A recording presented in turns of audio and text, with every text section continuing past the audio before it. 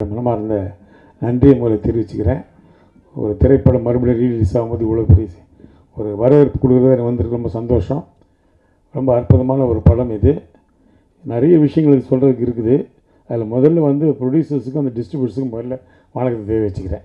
கோல்மால் producer 2 பேரும் மொரிஷியஸ்க்கே போயிருக்கேன். Tour மாதிரி போயிட்டு வருவோம் நாங்கள். போய் மொரிஷியஸ் எல்லாம் கேட்பாங்க, என்னையா மயிலாப்பூர் போகிற மாதிரி போயிட்டு வரி அப்படின்னு. அந்த மாதிரி அந்த அற்புதமான திரைப்படம் எடுத்தவர் பொன்குமார் தான் இயக்குனர். அது ரொம்ப அற்புதமாக இருந்துச்சு திரைப்படம் பார்க்குறதுக்கு. இவர் சொன்ன மாதிரி ஃப்ரெண்டு, அவங்க 4 லட்சம் ஃப்ரெண்ட்ஸுன்றாங்க. உண்மையிலே ரொம்ப சந்தோஷமான விஷயம். ஆனால் நண்பர் கணேஷ் பாபு சொன்னதில் சில விஷயங்களை நான் சொல்ல வேண்டியது. சித்திக் சாரை பொறுத்த வரைக்கும் ஒரு டைலாக் கூட வெளி டைலாக் எழுத விட மாட்டார்.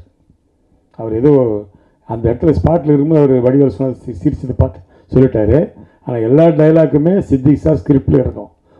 ஏன்னா நான் அவரோட டைலாக் ரைட்டராக ஒர்க் பண்ணவேன் பாஸ்கர் ராஸ்கலில்.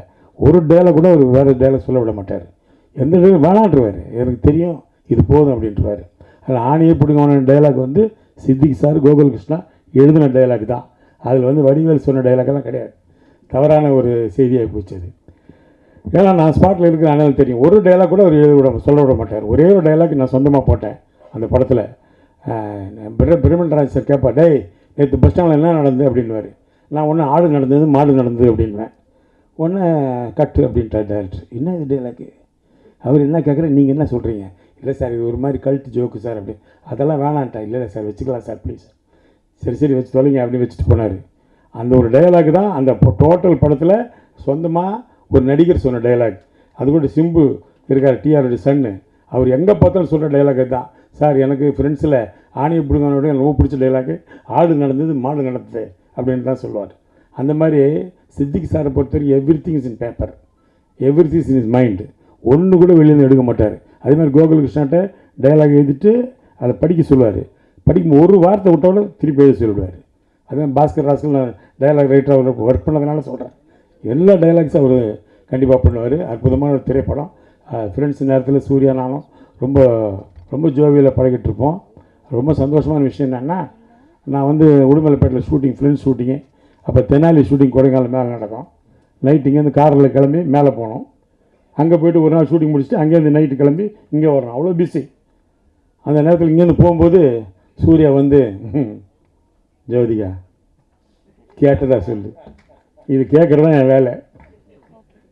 உடனே நான் அங்கே போய், madam Surya about you asking, எனக்கு பாதி இங்கிலீஷ் தான் தெரியும் சொல்லி முடிச்சா அவங்க தேங்க்யூ அப்படின்வாங்க.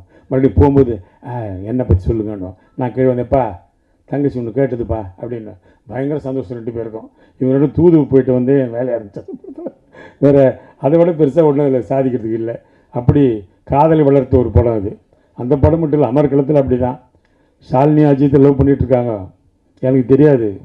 நான் உட்காந்து அட்வைஸ் பண்ணிகிட்ருக்கிறேன் அஜித்துக்கு. அஜித் சினிமாவில் இருக்கிற யாரையும் லவ் பண்ணி கல்யாணம் பண்ணாத, நான் ஃபேமிலிக்காக லவ் பண்ணி கல்யாணம் பண்ணேன், புரியுதா? ஏன்னா சினிமா அப்படி இப்படின்னு அப்படியே அதை வந்து ஸ்டரன் சார் டைரக்டர் அவர் இதில் பார்க்குறாரு மானிட்டரில். என்ன அவன் சீரியஸாக பேசிகிட்டு இருக்கிறான், வாங்க அப்படின்னு கூப்பிட்டாரு. என்ன பண்ணுறீங்க? இல்லைப்பா அஜித்துக்கு நான் சில அட்வைஸ் எல்லாம் கொடுக்குறேன். என்ன அட்வைஸ்? இல்லை இந்த மாதிரி சினிமாவில் இருக்கிற யாரையும் லவ் பண்ண வேணாம் அப்படி. இல்லை பாவி ஷாலினி லவ் பண்ணுறாங்க, அடுத்த மாதம் கல்யாணம், உனக்கு படம் வேணுமா வேணாமா இதோட போய்டு மிரட்டினார். அதோட வாயை முன்னவன் தான், நான் பேசவே இல்லை அதுக்கப்புறம். அதனால் ஒரு அற்புதமான திரைப்படம். ஃப்ரெண்ட்ஸ் படத்தை பொறுத்த வரைக்கும் ஒவ்வொரு விஷயமும் ரசித்து பண்ணார் டைரக்டர். அவர் வந்து ஒரு கிரேட் ஹியூமரிஸ்ட். அவர் வந்து எப்படி சொல்கிறதுன்னு தெரியாது. அப்படி ஒரு டைரக்டர் இழந்தது எங்களுக்கெல்லாம் மாபெரும் இழப்பு. ஒரு டைரக்டர் இல்லாமல் ஒரு கேரக்டர் கிரியேட்டிவ் பண்ண முடியும். நேசமணி கேரக்டர் அவர் தான் கிரியேட் பண்ணார். அது வந்து ஜெகதி பண்ணியிருப்பார் அதில். அதே மாதிரி இளையராஜா வந்து படம் பார்த்துட்டு சொன்னார், சூர்யா பண்ணார், விஜய் பண்ணார், ஓகே, ஆனால் அந்த கேரக்டர் ரமேஷ் கண்ணா செலக்ட் பண்ணிங்க பாருங்கள், அதுதான் கரெக்டுன்னாரு. ஏன்னா அந்த கேரக்டர் படத்தில் மலையாளத்தில் சீனிவாசன் பண்ணியிருப்பார். Is a director, actor, writer. அதனால் நானும் டைரக்டர் ஆக்டரேனால அது ரொம்ப அவர் பிடிச்சி போச்சு. அதனால் அவர் சொன்னார், நீ கரெக்டான ஆளை செலக்ட் பண்ணிங்கன்னு. அந்த மாதிரி நிறைய விஷயங்கள் வந்து அதில் ஃப்ரெண்ட்ஸில் நமக்கு பாதிச்சு. இப்போ பாருங்கள் 23 வருஷம் கழித்து மறுபடியும் அந்த படம் ரிலீஸ் ஆகுது, ஒரு பெரிய ப்ரெஸ் மீட்டு எல்லாம் வைக்கிறோம்னா அது ஒரு நமக்கு ஒரு காட்ஸ் கிஃப்ட் தான் இல்லையா? யோசிச்சு பாருங்கள். நிறைய பேர் வருந்தாலும் சொன்னாங்க, நான் ஸ்கூலில் படிக்கும்போது பார்த்தேன். இப்போ தான் தெரியும் நிறைய பேர் ஸ்கூலில் படிச்சிருக்கிறாங்க. அந்த விஷயம் எனக்கு இப்போ தான் வெளியில் லீக் ஆகுது. ஏன்னா எல்லாம் சின்ன பசங்க பார்த்து பூரா இல்லை நம்மளை பார்க்கும்போது அப்படி பெருசாக பார்க்குறாங்க. இவர் என்ன இப்படியே இருக்கிறாரு, இன்னும் அவர் வயசாக மாட்டேங்குது, கிண்டல் பண்ணிட்டு போகிறாங்க பசங்க.